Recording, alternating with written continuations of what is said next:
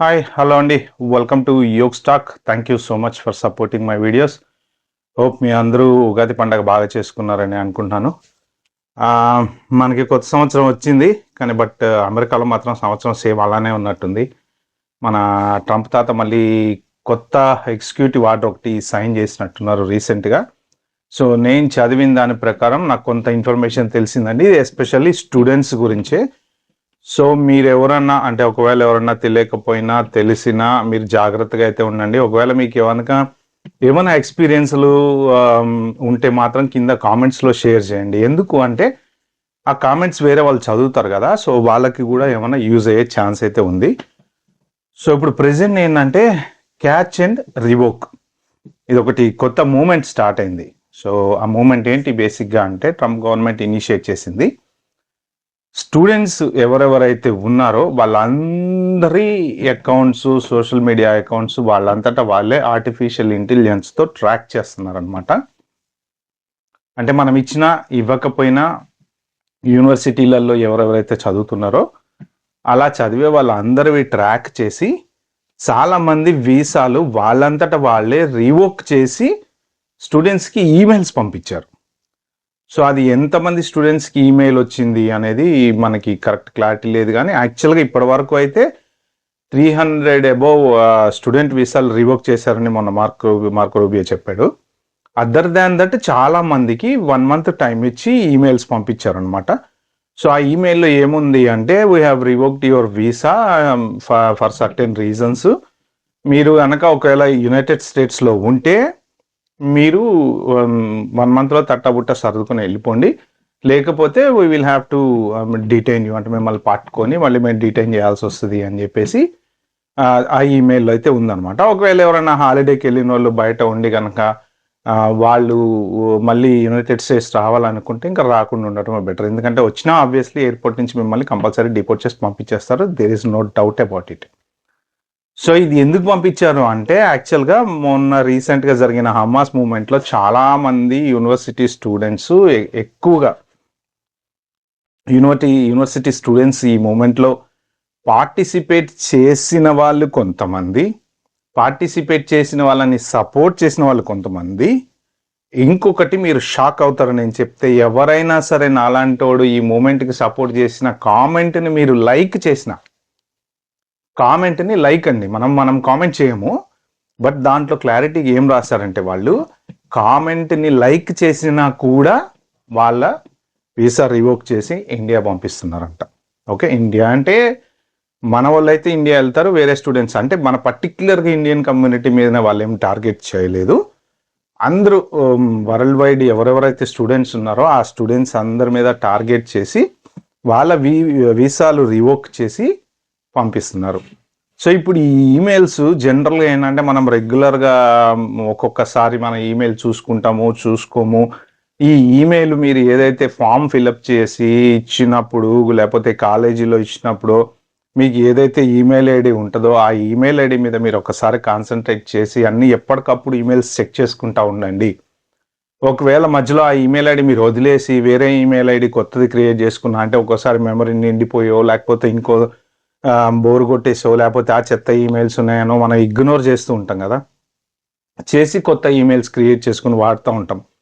వాళ్ళు పంపించిన ఈమెయిల్ కనుక ఒకవేళ ఆ పాత ఈమెయిల్కి వెళ్ళింది, మీరు దాన్ని ఇగ్నోర్ చేశారు, పట్టించుకోలేదు, చూడలేదు ఫర్ సపోజ్, సో డైరెక్ట్ మీ డోర్కి వచ్చి మిమ్మల్ని డీటైన్ చేసి తీసుకెళ్లే ఛాన్స్ అయితే ఉంది. కాబట్టి మీరు ఈమెయిల్స్ మాత్రం పర్ఫెక్ట్గా చెక్ చేసుకుంటూ ఉండండి. స్టూడెంట్స్కి మాత్రం ఇది పెద్ద షాకింగ్ అని చెప్పుకోవాలి, 100% షాకింగ్ న్యూసే. రీసెంట్గా చాలామంది స్టూడెంట్స్ పంపించేస్తారు కదా డిపోర్ట్ చేసి. ఈవెన్ స్టూడెంట్స్ హాలిడేస్కి వెళ్ళి వెనక్కి వచ్చే పోర్ట్ ఆఫ్ ఎంట్రీలో కూడా బీభత్సంగా క్వశ్చన్స్ అయితే వేస్తున్నారు. అంటే ఇప్పుడు కరెక్ట్ చెప్పాలంటే ఏది నిజం ఏది అబద్ధం ఏమీ అర్థం కావట్లేదు. కాకపోతే ఏంటంటే మనము ఓపిక్గా న్యూస్ ఆర్టికల్స్ ఎత్తుకొని చదువుకుంటే కానీ తెలవట్లేదండి ఇవి. న్యూస్ ఛానల్స్ ఫాలో అయినా ఒక్క న్యూస్నే వాళ్ళు తిప్పి 10 రోజులు వేస్తారు. కానీ మనకేంటంటే డే బై డే కొత్త ఇన్ఫర్మేషన్లు వస్తున్నాయి. అవన్నీ ఎక్కడొస్తున్నాయి అంటే ఈ న్యూస్ ఎకనామిక్ టైమ్సో, న్యూయార్క్ టైమ్సో లేకపోతే ఏమన్నా బాగా రెగ్యులర్గా న్యూస్ చదివే హ్యాబిట్ ఉన్న వాళ్ళకి ఈజీగా తెలుస్తాయి. రెడ్డిట్లో కొంతమంది పర్సనల్గా షేర్ చేస్తున్నారు, స్టూడెంట్స్ కొంతమంది షేర్ చేస్తున్నారు. న్యూస్ గ్యాదర్ చేయడం కూడా చాలా కష్టంగా ఉంది ప్రస్తుతానికి. 30 days లోపు మీరు వెళ్ళిపోవాలి అని చెప్పేసి ఆ ఈమెయిల్లో ఉందన్నమాట. సో 30 days లోపు వెళ్ళకపోతే వాళ్ళే ఆబ్వియస్గా పంపించేస్తారు. ఇప్పుడు ఏంటి అంటే ఈ కొత్తగా వచ్చే స్టూడెంట్స్ కూడా ఇది ఒక పెద్ద డ్రాబ్యాక్ అనే చెప్పుకోవాలి. ఎందుకంటే ఇంటర్వ్యూకి వెళ్ళిన ఇంటర్వ్యూ దగ్గర మోస్ట్ ప్రాబ్లీ మరి సోషల్ మీడియా డీటెయిల్స్ చెక్ చేస్తారో, లేకపోతే ఇప్పుడు మన అప్లికేషన్లోనే ఆల్రెడీ ఇస్తాం కాబట్టి వాళ్ళు ఆల్రెడీ మన గురించి ఒకవేళ డేటా తీసి పెట్టుకుంటే మాత్రం ఇక ఇంటర్వ్యూలోనే రిజెక్ట్ అయ్యే ఛాన్స్ ఉంటుంది. ఒకవేళ వీసా వచ్చిన తర్వాత పోర్ట్ ఆఫ్ ఎంట్రీ దగ్గర కూడా ఫోన్లు మాత్రం చాలా సీరియస్గా చెక్ చేస్తున్నారంట. అది మాత్రం మీరు చూసుకోండి. స్టూడెంట్స్ ఎవరైనా సరే, ఇప్పుడు మొన్న ఒక అతని ఫోన్ చెక్ చేస్తే ఫోటోలు కూడా చెక్ చేశారంట. ఆ ఫోటోలలో ఏదో చైల్డ్ పార్నోగ్రఫీకి సంబంధించింది ఏదో వీడియో దొరికిందంట. గతం వాడిని డిపోర్ట్ చేసి పంపించేశారు. అంటే వాళ్ళకి డిపోర్ట్ చేయడానికి రీజన్స్ ఎత్తుకుంటున్నారు ప్రస్తుతానికి. కాబట్టి మీరు మీ ఫోన్లు పర్ఫెక్ట్గా జాగ్రత్తగా చూసుకోండి. ఏ క్వశ్చన్ అడిగినా కరెక్ట్గా సమాధానం చెప్పగలిగితేనే మీరు హాలిడేకి వెళ్ళి వెనక్కి రండి. ఇప్పుడు ఉన్న పరిస్థితుల్లో హాలిడేకి వెళ్ళొద్దని చాలామంది చెప్తున్నారు. మీకు ఈవెన్ వేరే కంట్రీస్ వాళ్ళు విజిటర్స్ వచ్చినా కూడా వాళ్ళు టార్గెట్ చేస్తున్నారంట. నేను దాని మీద ఇంకో వీడియో సపరేట్గా చేస్తాను నేను పోర్ట్ ఆఫ్ ఎంట్రీ గురించి. సో ఇప్పుడున్న స్టూడెంట్స్ ఎవరెవరైతే ఉన్నారో మీరు మాత్రం up to date me emails పర్ఫెక్ట్గా చెక్ చేసుకుంటుండండి. మీ ఫోన్ మెసేజ్లు చెక్ చేసుకుంటండి. యూనివర్సిటీతో టచ్లో ఉండండి. ఒకవేళ మీరు ఏమన్నా మీకు తెలియకుండా కానీ ఎక్కడన్నా ఇన్వాల్వ్ అయ్యి పాత ఆ మూమెంట్లలో ఈ మూమెంట్లలో ఏమైనా కామెంట్స్ లైక్ చేసినా, లేకపోతే ఎవరికన్నా కామెంట్ పెట్టినా, లేకపోతే అవును ఇజ్రాయల్ ఇలా చేయడం కరెక్ట్ కాదు, లేకపోతే ట్రంప్ ఇలా చేయడం కరెక్ట్ కాదు, లేకపోతే అమెరికా ఇలా చేయడం కరెక్ట్ కాదు, అమెరికా ఇలా అక్కడిక్కడ చేస్తుంది, ఇక్కడ చేస్తుంది, ఇలాంటివి ఎటువంటి కామెంట్స్ పెట్టినా, ప్లస్ నాకు వండర్ అనిపించింది ఏంటంటే కామెంట్ని లైక్ చేయటం కూడా పాపం అయిపోయింది ఇప్పుడు. అంటే ఏంటంటే లిటరల్లీ వాళ్ళు ఈ బ్యాగ్ మొత్తం ట్రాక్ చేసేసి ఇలాని పంపించేద్దాం అని చెప్పి డిసైడ్ అయిపోయారు. మరి దీనికి యూనివర్సిటీ ఎలా రెస్పాండ్ అవుతాయి అనేది నాకు అర్థం కావట్లేదు. ఎందుకంటే ఇప్పుడు మన ఈ ఇయర్ దాదాపు 41% స్టూడెంట్ రిజెక్షన్స్ ఉన్నాయంట, వీసా రిజెక్షన్స్. మరి ఇండియా నుంచి స్టూడెంట్స్ వచ్చి వాళ్ళ కంట్రీకి ఎంతెంత ఫండ్ వస్తుంది, ఎంతెంత ఫీజులు కడుతున్నాం మనము. దాదాపు కొన్ని యూనివర్సిటీల్లో అయితే ఓన్లీ ఇంటర్నేషనల్ స్టూడెంట్సే ఉంటారు, లోకల్ స్టూడెంట్స్ చాలా తక్కువ మంది ఉంటారు. మరి వాళ్ళకి అమెరికాకి దాదాపు చాలా అమౌంట్ అయితే మీకు తగ్గిపోతుంది. ఇప్పుడు స్టూడెంట్స్ రావటం తగ్గింది అనుకోండి, ఇప్పుడు ఎక్కువ వచ్చేది మన ఇండియన్ స్టూడెంట్, మెజారిటీ వచ్చేసి మన ఇండియన్ స్టూడెంట్స్. లాస్ట్ ఇయర్ 3,71,000 ఎంతో వచ్చారంట. అంటే వీళ్ళందరి మీద ఎంత రెవెన్యూ వస్తుంది వాళ్ళకి. మరి ఆ రెవెన్యూ అంతా ఇప్పుడు పోతుంది కదా. మరి యూనివర్సిటీలో మరి ఏమంటారో, మరి ట్రంప్తో గొడవ పడతారా, లేకపోతే మళ్ళీ కోర్టుకి వెళ్తారా, లేకపోతే ఏం చేస్తారో. అసలు ఇక మనకు భావ స్వేచ్ఛ, వాక్ స్వాతంత్రం ఇవన్నీ ఏం లేదు.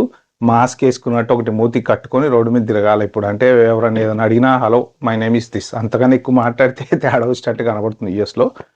సో అది ఫ్రెండ్స్, స్టూడెంట్స్ ఎవరైనా ఉంటే మాత్రం దయచేసి జాగ్రత్తగా ఉండండి. ఫస్ట్ ఆఫ్ ఆల్ క్లియర్గా చెప్తున్నాను, నేను మళ్ళొక్కసారి నొక్కి ఒక్కనిస్తున్నాను. మీ ఈమెయిల్స్ మీరు ఏదో ఈమెయిల్ పెట్టేసి నేను మర్చిపోయా అనుకుంటే మాత్రం మళ్ళీ మీ ఇంటికి వచ్చి ఎవడో డోర్ కొడితే తర్వాత ఇబ్బంది పడాల్సి వస్తుంది. కాబట్టి క్లియర్గా మీరు ఏ ఈమెయిల్ పెట్టారో అప్లికేషన్ ఫామ్ ఫిల్అప్ చేసేటప్పుడు, యూనివర్సిటీకి వెళ్ళినప్పుడు ఏ ఈమెయిల్ ఇచ్చాడు, ఆ ఈమెయిల్ వాడుతున్నారా వాడట్లేదా, ఒకవేళ వాడకపోతే దాని పాస్వర్డ్ మర్చిపోయినా సరే మళ్ళీ మీరు ఎట్లా కొట్లా దాన్ని రీస్టోర్ చేసుకుని సరే ఆ ఈమెయిల్ మీద చెక్ చేసుకుంటూ ఉండండి.